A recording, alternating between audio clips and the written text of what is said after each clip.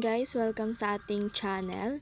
So meron tayong apps na i-recommend sa inyo. Dito is magtatanim ka lang, magkakaroon ka na ng only 5 pesos. So iha-harvest lang natin yung tanim natin pagkatapos ng time interval. Siyempre, try natin mag-withdraw. So, i-click lang natin yung kung magkano yung withdrawin natin and withdraw. So, ilagay lang natin information natin dyan, yung GCash account natin at yung pangalan ng GCash natin. So, pwede tayong mag-withdraw dito sa Maya or Lazada.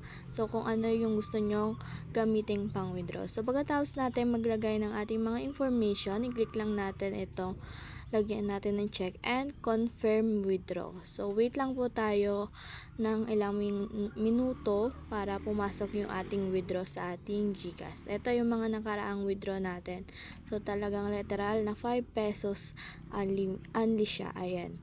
So, dito guys is meron tayo mga parties na pwede kang pumasok at makipagkaibigan, makipagkwentuhan.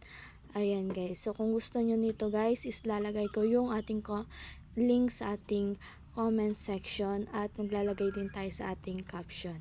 So, bukod dito guys is meron tayo ditong mga messages. Ayan. So, meron din tayo dito guys na mga moments. Pwede tayo upload dito ng mga pictures natin, yung mga hindi natin ma-upload sa Facebook. So, pwede ka dito mag-emote kung anong gusto mong gawin or kung anong gusto mong i-post. Ayan. So, ayan na guys, dumating na yung winidraw natin. Wala pang ilang minuto, dumating na siya. Kung gusto mo rin ito, nasa comment section at nasa caption ang link.